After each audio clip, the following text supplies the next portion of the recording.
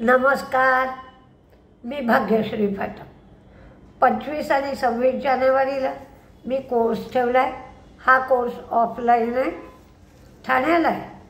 ज्याला कोणाला कोर्सची चौकशी करायची असेल त्यांनी 9699615507 9699615507 या नंबरवर कोर्सची चौकशी तुम्ही करू शकता।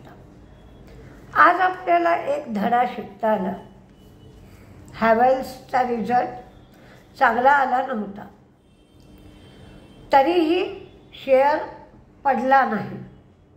सुरुवातीला तर 1609 या 1611-12 एवढी किंमत मी बघितली। त्यानंतर तो 1570पर्यंत खाली आला, पुन्हा वाढला। म्हणजेच हॅवेल्सचा रिझल्ट चांगला येईल म्हणून कुणीही आधी पोझिशन घेतली नव्हती।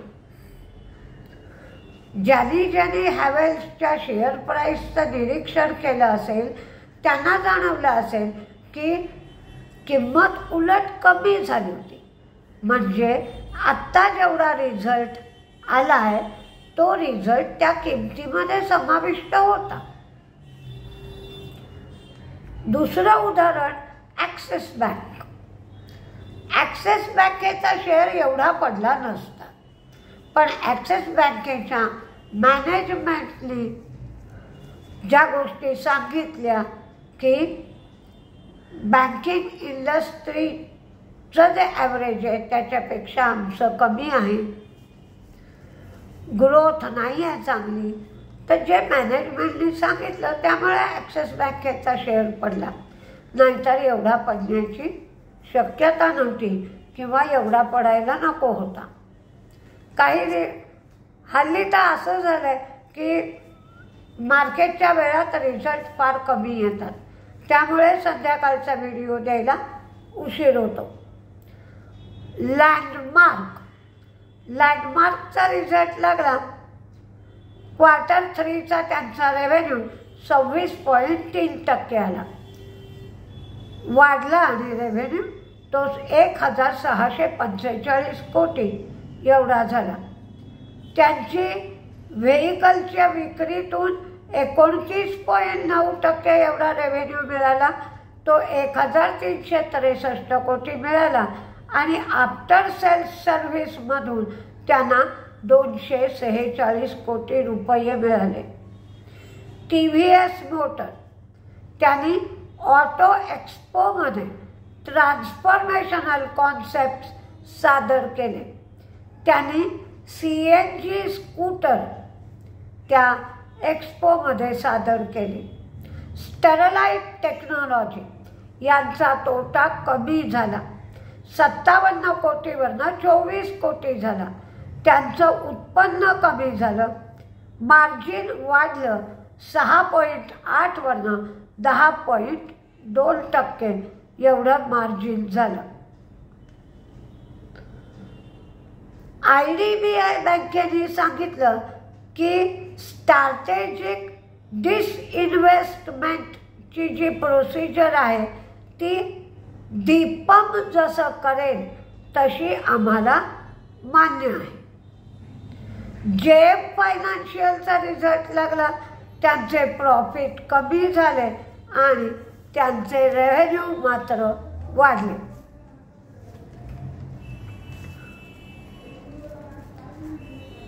CDSO म्हणजे सेंट्रल ड्रग ॲडमिनिस्ट्रेशन यांनी ॲस्ट्राझेनेकाला फार्माची फॉर्म्युलेशन आयात करायला परवानगी दिली।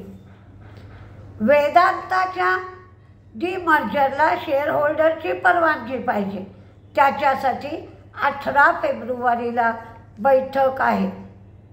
युनायटेड ब्रिव्हरेजेस यांनी दमण आणि गोवा इथे नवी बियर लॉन्च केली।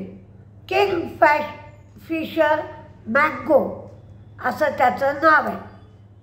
हुंडाईने क्रेटा लॉन्च केली, टाटा मोटर्सने सियारा लॉन्च केली आणि मारुतीने व्हिटारा EV लॉन्च केली। आज हॅवेल्सच्या मॅनेजमेंटची मुलाखत ऐकायला मिळाली. त्यांनी सांगितलं लाइटिंग सेगमेंटमध्ये 13 ते 14% ग्रोथ आहे. Q4मध्ये मार्जिन आणि ग्रोथ याच्याविषयीचा दृष्टिकोन सकारात्मक आहे. नेहमी किमती कमी होत आहेत. HFCLला BSNLकडून 2,501 कोटीची वर्क ऑर्डर मिळाली. त्यामुळे आज HFCLचा शेअर तेजीत होता. कॅप्लिन पॉइंटच्या सबसिडियरीला एका औषधाला USFDAने मंजुरी दिली. ॲथर AETHER ॲथरचा रिझल्ट सुंदर लागला. त्यांचं प्रॉफिट रेव्हेन्यू दोन्हीही वाढलं. स्वराज इंजिन्स यांचाही रिझल्ट चांगला आला. प्रॉफिट रेव्हेन्यू मार्जिन वाढलं. गणेश हाऊसिंगचं सुद्धा प्रॉफिट वाढलं. मारुतीच्या आज विटारा या गाडीचं लॉन्चिंग झालं.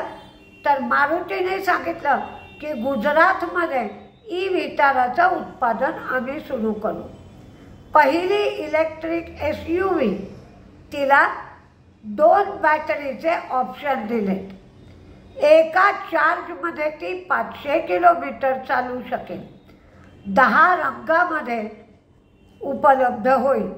प्रथम आम्ही युरोपमध्ये निर्यात करू आणि मग भारतात तिची विक्री करू. साधारण 100 देशांमध्ये आम्ही या गाडीची निर्यात करणार आहोत. आता विप्रोने सांगितलं की कॅपिटल ॲलोकेशन पॉलिसी त्यांनी बदलली आहे.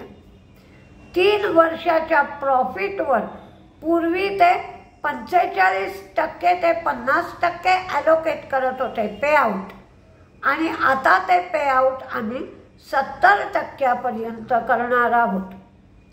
त्याचप्रमाणे कॉन्स्टंट करन्सी ग्रोथ -1% ते +1% या दरम्यान राहील आणि IT रेव्हेन्यू 260 ते 265 कोटी एवढा मिळेल. विप्रोचा क्वार्टर ऑन क्वार्टर 3,209 वरनं 3,354 एवढा प्रॉफिट झाला. त्यांचा रेव्हेन्यू 22,196 वरनं 22,285 एवढा झाला. तर त्यांचं मार्जिन 16.8% वरनं 17.5% झालं. विप्रोने 6 रुपये डिव्हिडंड दिला. त्यांची $262.91 कोटी एवढी झाली आहे. आता टेक महिंद्राचा रिझल्ट मात्र चांगला आला नाही. 1,250 कोटी फायदा होता, तो आता 983 कोटी झाला. उत्पन्न 13,313 कोटीवरनं 13,286 कोटी झालं. फक्त क्वार्टर ऑन क्वार्टर मार्जिन मात्र 9.6% वरनं 10.2% झालं. त्यांची डॉलर रेव्हेन्यू 156.7 कोटी आणि कॉन्स्टंट करन्सी ग्रोथ 1.2% एवढी झाली. इंडियन हॉटेल्सचा रिझल्ट सुंदर आला. त्यांचे प्रॉफिट 476 कोटीवरनं 632 कोटी. त्यांचं रेव्हेन्यू 1,963 वरनं 2,533 कोटी. तर त्यांचं मार्जिन 37% वरनं 38% एवढं झालं. SBI लाईफचं प्रॉफिट 71% एवढं वाढलं. SBI लाईफचा रिझल्ट चांगला आला. 322 कोटीवरनं 551 कोटी झालं. नेट प्रीमियम इन्कम 11% वाढून 22,316 वरनं 24,828 कोटी झालं. APE म्हणजे ॲन्युअल प्रीमियम इक्विव्हॅलंट ते 6,940 कोटी झालं.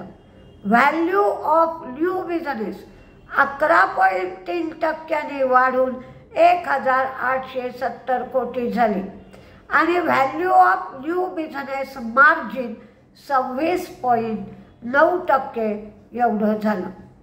रामकृष्ण फोर्जिंगचा रिझल्ट आला. त्यांचं प्रॉफिट वाढलं, रेव्हेन्यू वाढलं, मार्जिन मात्र कमी झालं. स्टील स्ट्रिप्स यांचं प्रॉफिट कमी, रेव्हेन्यू कमी, मार्जिन मात्र वाढलं. सोमवारी अमेरिकन मार्केटला सुट्टी आहे, त्यामुळे आपल्यावर अमेरिकन मार्केट वाढलं आहे का कमी झालं आहे याचा ताण येणार नाही. फक्त आपल्यालाच खुलं मैदान आहे. काय होत आहे ते आपण सोमवारी बघायचं. बघूया काय काय होत आहे ते. आता आपली भेट सोमवार सकाळच्या व्हिडिओमध्ये होईल. नमस्ते.